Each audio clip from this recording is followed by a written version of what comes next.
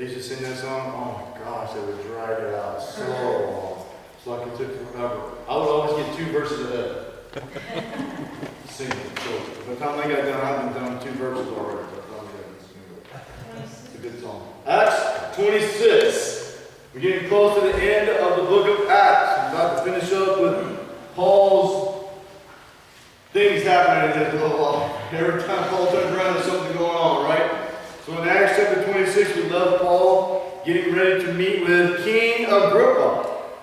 He's already had his meeting with Festus, and now King Agrippa has come, and King Agrippa wants to have a little meeting with Paul. This is not a trial, by the way. Okay, this is just like an investigatory meeting.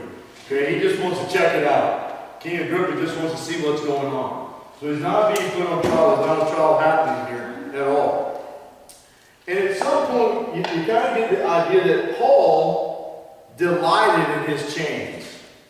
And the reason being is because being in chains afforded him an opportunity to give the gospel to a group of people that he would never have otherwise had the opportunity to do so. Especially an opportunity to speak and say everything he wants to say without being interrupted. So it's kind of an interesting thing for Paul here to be in the chain. So he looked at it in that way. In this chapter, we're going to see that, of course, Felix eventually comes to a place where he accuses Paul of being a madman. It's kind of interesting when we get to that spot. In the 1800s, there was a clergyman whose name was Bishop Wright. Anybody know who that was? Bishop Wright made a statement one time that flying is reserved for the angels. How interesting.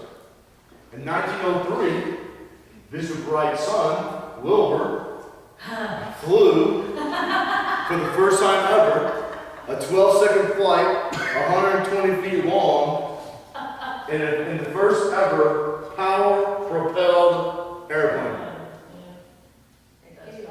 At Kenny Hawk, North Carolina. 2 sons. No, only the Wilbur's the first one that flew. That was helped make it. Yeah, he told them not to fly together. Yeah. Until it's safe. So only one flew. Okay? So it was kind of interesting that, everybody thought the Wright brothers were mad. They're crazy. Nobody never do that. Now what are we doing? We're flying everywhere. Yeah. It's like, it's normal routine for us today. But at one point, they were considered to be crazy. Kind of interesting, isn't it? And their father was a bishop. That makes it a little even more interesting. Okay? So all that was happening. So in chapter 26, we're going to get into the little debate with Paul and King Agrippa. Then verse 1 says, Then Agrippa said to Paul, You are permitted to speak for yourself. Okay? So I'll entitle this chapter, Who is Really Mad? Who is really mad? And we're going to get into who is really mad here. Okay? So the first thing that happens is Agrippa gives Paul the freedom to speak for himself. Yeah. You open that door, you're in trouble. Okay? And Paul's going to jump right through that with no hesitation. Alright, but there's a crowd there. The Jewish leaders are still there. They have come to present their case. Agrippa is there. Felix is there. Agrippa's wife Bernice is there. I'm sure the councils of all the hierarchy of the Roman government in that area are there because the king is there. So Paul's getting an opportunity to give the gospel to the king, the leaders, the hierarchy of Rome that he would not otherwise have the opportunity to give the gospel to. Kind of makes me, every time I read this story, I think a little bit about Billy Graham. You think about all the dignitaries that Billy Graham got to give the gospel to. Yeah. Wow. And yet, a lot of people thought Billy Graham was, he lost it. And yet, he's given the gospel to more people that otherwise would have never gotten the gospel because of his stand for Christ. How awesome is that? That's kind of where Paul is. So Paul stretched out his hand and answered for himself. Now, why did Paul stretch out his hand? It's a sign of respect to the king. Paul respected the position of the leadership. Okay? Now, did he necessarily respect King Agrippa? No. Not necessarily. Did he necessarily respect Felix? Not necessarily. Did he necessarily respect Nero? At this point, Nero was still a good guy. This is all going on before Nero fell off the edge. Okay? Nobody knew that Nero was going to do all the crazy things he had done. And yet, Nero still had a position, and Paul respected that. And so, even though he might not agree with the government, he respected the office of the government. And so, even with an opportunity to speak, he was still respectful. He presented whatever that was, whether it was a salute or a wave or whatever, there was something that he did with his hands to show that he was respecting the office of King Agrippa. Okay, then verse 6 says, I think to myself, happy King Agrippa, because today, now you first think, Paul, where's Paul been? In house arrest. In prison. In chains. Chained to the Roman soldiers. And what's his first statement? I think myself happy, fortunate. Now, most people in prison are going to start off with, I think I'm happy. Okay? I'm happy to be in chains. And most people aren't going to do that. Paul says, I think myself happy. Alright?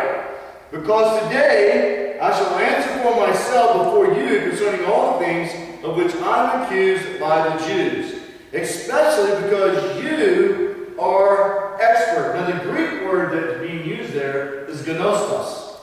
And it's the only place in the New Testament that that word gnostos is used. Oh, wow. And the word gnostos means he who knows. Okay. So King Agrippa was considered an expert. An expert of what? All right, here's what he's doing. And all customs and questions which had to do with the Jews. He had learned about the Jews' customs. Agrippa was a Jew. He was over the Jews. He knew everything there was to know about the Jews.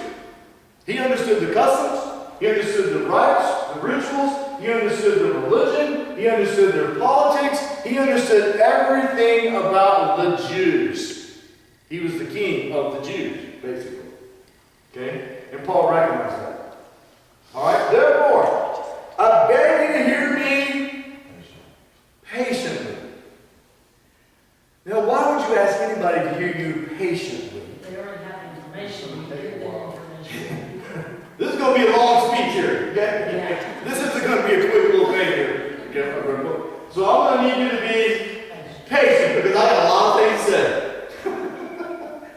You open the door for Paul and he's going to take it. Alright? Was it preaching? Was it Paul or Peter preached from midnight and fell out the window and died? It was Paul. I mean, he just preached all the time. So once you open the door for him, he was running.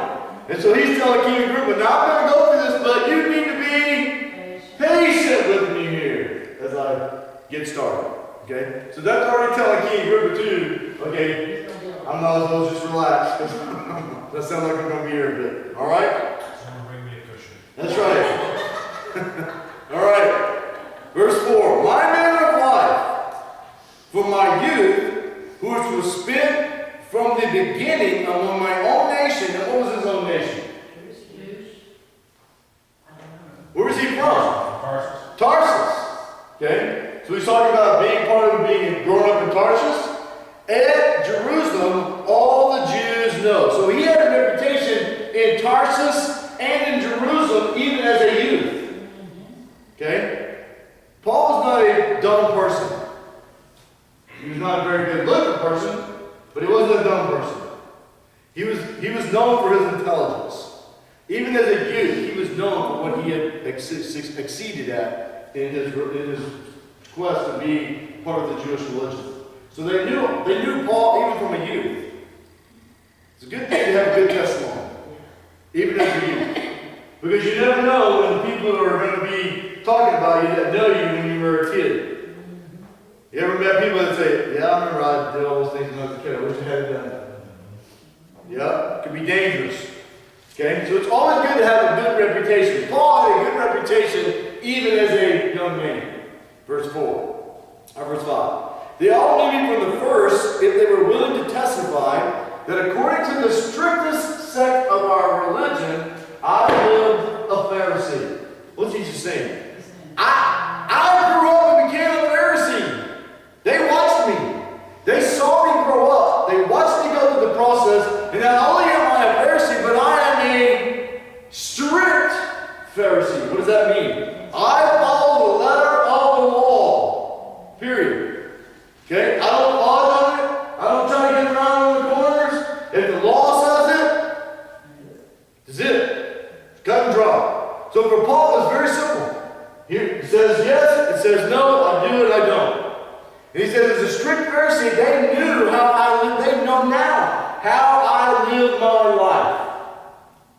So, what's he saying? For them to stand in front of you and say, I broke the law, they know that's a lie. Because they know I don't break the law. I follow. That's a pretty bold statement. Verse 6. And now I stand, a man judged for the hope of the promise made by God to our fathers. Now, Paul's getting down to what the real issue is here. Paul's not being judged because he broke the law. He didn't break the law. He's not being judged because he stepped out of the boundaries of being a Pharisee. He never steps out of those boundaries. He's being judged for the hope that was given to them as a Jewish nation. Kind of interesting. Now, Agrippa understands exactly where Paul's going. Festus, on the other hand, is still in the dark. Okay? He doesn't know all the things about the Jews. He's still a Roman governor. And all he knows is Rome. Okay? He understands Rome. Verse 7. To this promise, our 12 tribes, earnestly serving God, night and day, hope to obtain. So, not only does Paul know this promise, but who else knows this promise? Every single Jew knows the promise. And they understand the promise. And they're following the promise. They got the promise. And Paul is saying that's the thing that I'm being judged about, this promise that we've been given from God. That's what this whole thing is about. Well, why is there a problem with the promise? Look what he says. For this hope's sake, King Agrippa, I am accused by the Jews. Why should it be thought incredible by you that God raises the dead? Now, here's the problem. Okay? What is the hope? The hope is something that the Jews have been taught from day one. What was the hope? The Messiah. Every single Jew was looking for the Messiah. Why? Because from the book of chapter 1, verse 1 of Genesis, until Zechariah chapter 3 or 4 or 10 or whatever it is, I forgot, to the end, what's it talk about? The Messiah. The Messiah. The Messiah. Every Jew is looking for the Messiah. It also says that the Messiah is going to suffer and die and raise from the dead. They all know that promise.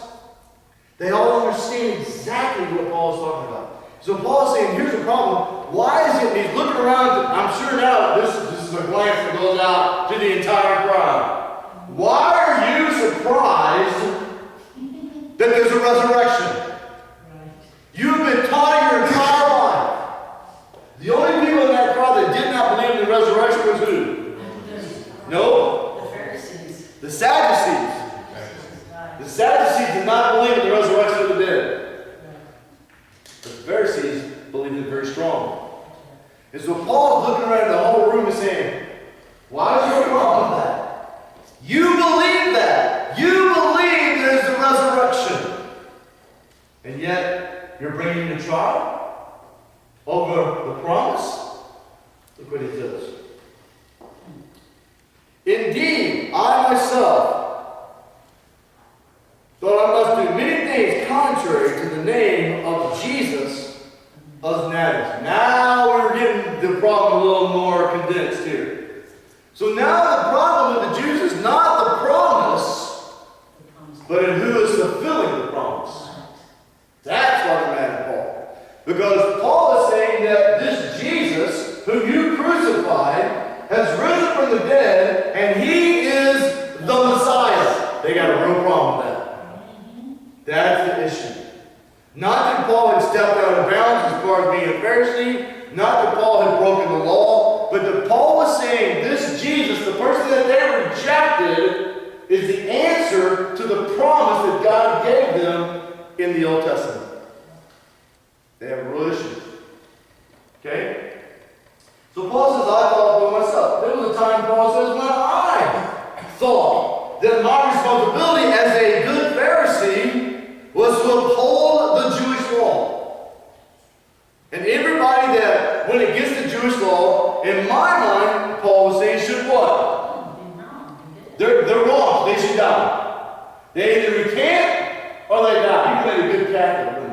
I'm just playing. Okay. All right. So either they turn back on Christ or they die. Verse 10 says, "This I also did in Jerusalem. And many of the saints I shut up in prison, having received authority from the chief priests. And when they were put to death, I cast my vote against them." Not only did the chief priests know me growing up, not only did they know that I am a strict Pharisee, they also know that at one point I was given the authority from them to go and put people in prison or have them killed because of their trust in this man, Jesus Christ. He's just kind of nailing everybody to the wall here. Okay? And he's having a good time doing it. Preaching. All right? There was a point when they were brought to trial and Paul said, they trust Christ, they refused to recant, they deserve to die. I'm all for it. There were many people that Paul had put in prison, many people that Paul had murdered because of their belief in Christ. Verse 11. "And I punished them often in every synagogue and compelled them to blaspheme." So Paul's first thing with every Christian was to what? To get them to deny Christ. That was his main goal. Not to kill them, but to get them to deny Christ. Because killing them was an easy way out. Everybody forgets it. But if I can get them to deny Christ, now what have I done? I've destroyed their testimony. It's like Joe Carroll this weekend, okay? She had this testimony with her family that she never lies. Okay? She has this great testimony. She doesn't lie. Everybody in the family knows if Joe Carroll tells you something, it's the truth. She doesn't lie. So this weekend they convinced her whole family, as wicked as they are, they convinced her to lie to her brother about the surprise birthday party. And she got away with it. She did it so well. He was totally shocked. Yeah, but that's a forgivable lie. That's it. Oh, Whatever. wow. So now our whole reputation is shot. So now our brother knows he can't trust anything she tells her anymore because she lies. Okay? That's what happens when your reputation gets shot. Alright? That's what Paul is trying to do with the Jews here. If they will come back and say, "No, I don't follow Christ," then what's he done? He's destroyed their reputation. And now if they go back and say, "I do trust Christ," what happens? Then they're going to say, Nobody believes them. You know, you make a good politician. Because yesterday you believe this, and today you believe this, tomorrow you're going to believe whatever else is going on. He destroys it. So for Paul, it was better to get them to back off rather than to kill them. Kind of interesting. Okay? And being exceedingly enraged against them, I persecuted them to the foreign city. In other words, Paul says, I traveled as far as I could travel to destroy these people's lives. Because that's how much I believed in their Judaism. That's how much I believed that it was wrong to follow this man, Christ. I dedicated my life to going wherever and destroying people because of this man, Christ. Think he's got people's attention? yeah. King Group was probably thinking, wow. Festus is probably thinking, I don't have a clue what you're talking about. You know? But Agrippa knows he's following the whole thing. In verse 12. While thus occupied, I journeyed to Damascus. Now we're going to get interesting. I journeyed to Damascus. With authority and commission from where? Chief priest. And he's probably pointing at it. There was a time when I went to Damascus and the chief priest, oh look, Andrew right over there, y'all see him up there, Ricky ain't one guy, that's him. He gave me the authority to go do this. The group was probably looking over at the chief priest and thinking, and what, why are we here? Yeah. He gave me the authority, commissioned me. At midday, O king,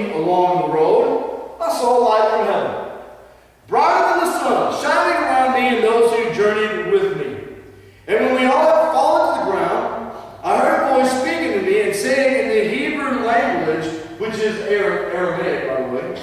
So Jesus spoke to Paul in Aramaic. Why? So he would understand. Probably so the soldiers wouldn't understand. I Because he was a Jew. Real simple. Okay? Spoke to him in Aramaic. Y'all do realize that God can speak in any language he wants, right? don't know. Right. I just thought I'd throw that out. That's right. I just thought I'd throw that out just for you, just in case you didn't realize that. So he can speak to anybody at any time in any language. He spoke to Paul in Aramaic. And he said, Saul, Saul, why are you persecuting me? Is it hard for you to kick against the goers? What are goers? Goes. Or goats? I'm not reading. Goats, yeah. There's no R in there. Goats. What are goats? Long thorns. Long thorns. Okay, they're a long pole that's pointed on the end so they can poke the cattle with it. It's kind of like we use, today they use what they call it, a cattle prod. Yeah. Okay, a little electric cattle prod. Just a little jolt. Well, that little rod will do the same thing. You just poke that cow back inside and the cow will take off. Sometimes the cow will kick at that prod. Of course, then he hurt his foot. But he never hit it. I mean, it's just a stick. So you poke it and move it back and he can kick all he wants. He's not going to hit anything. But it didn't even get the kick. All it did was waste time because he's going to get poked again. And after a few pokings, he figured out, okay, well, this ain't working, so I guess I'm going to get moving. So he's looking at Paul and says, I'm poking you, Paul. And what are you doing? Kicking against it. You're fighting. Why? Are you having a good time? You think you're making progress? So I said, who are you, Lord? Interesting. Who are you, Lord? And he said, I am Jesus, whom you are persecuting. So now the very person that Paul has spent this part of his life to destroy is now doing what? Talking to him. Having a conversation with him. And not only is he having a conversation with him, but he's having a conversation from heaven with him. You think he got Paul's attention? I think he probably got Paul's attention. Hello, Paul. It's Jesus. Oh, yeah, I've heard that name before. Okay? But rise and stand on your feet, for I have appeared to you for this purpose, to make you a minister. Now, we see Paul's testimony of this 3 times in the book of Acts. You guys remember what the first one was? When it actually occurred. When was that? I'm just waiting. Acts chapter 9. Acts, yeah. Acts chapter 9, we get the testimony of Paul on the road to Damascus. Okay? What was that testimony all about? To explain to the Jews what happened. It was about his conversion. It was about his conversion. Okay? Then we see the second time the testimony is given by Paul of his story in Damascus. You guys remember what that was? Acts chapter 22. What was that story about? The event occurred during his salvation. That story is to talk about the fact that he had been challenged to be a disciple. He'd been moved into discipleship. Everybody always wondered, why are the stories always different? Because each time it has a different point. The first story that you read in Acts chapter 9 is about the conversion. The second time Paul gives a story, he's not talking so much about the conversion, because that's done. But he's talking about moving into the discipleship. Here we have the third story that Paul gives, and it has a different purpose. Any idea what the purpose is? To help those that are around him understand the Verse 16. gospel. But rise and stand on your feet, for I have appeared to you for this purpose, to make you a minister. The purpose of this recantation of the Tell them the story. process, I got my word, it lost me, is to show that Paul is not only now converted, he's not only now a disciple, but now he's becoming a servant, a minister. Okay? So each time you see the testimony of Paul, that's why it's different, because it has a different purpose. Here he's showing, because who in this crowd cares that he's converted? Nobody? Who in this crowd cares that he is a disciple? Nobody? So he's got a different point now. I'm a servant. So yeah, I was converted. I was made a disciple. Now I'm a servant. Okay, why is that important? Well, keep reading. A servant. And a witness both of the things which you have seen and of the things which I will yet reveal to you. I will deliver you from the Jewish people. Wow. They're sitting right there. I'm a Jew, and God's called me to work, and his first thing is I'm going to deliver you from your own people. You think, Paul? A little red flag probably goes up. Why is he delivering me from the Jews? I'm Because a he's Jew. already persecuting them. They're going to persecute him as he's been persecuted. But I'm a Jew. Why is he delivering me from the Jews? The Jews like me.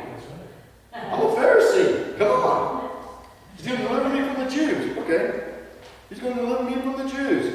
As well as from the Gentiles. Now Paul's saying, wait a minute. Oh, so I know what's going to happen now, God. I'm going to go out and start doing my thing with the Pharisees. You know, the Gentiles are going to kill me.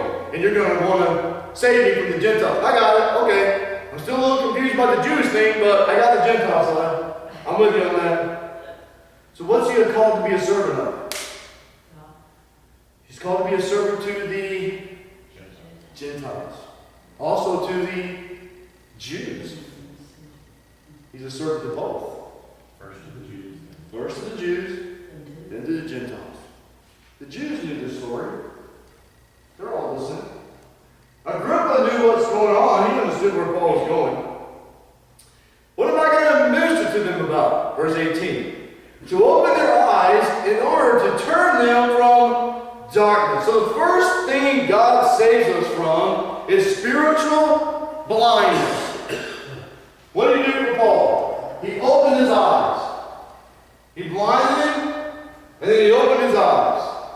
Spiritually, Paul became alive, a believer. God opened his eyes. Now all of a sudden, the things that didn't make sense to Paul are starting to fall into place. So the first thing that happens is God opens our eyes. Most of us, because we've been saved for so long, we forgot what it's like to be spiritually blind.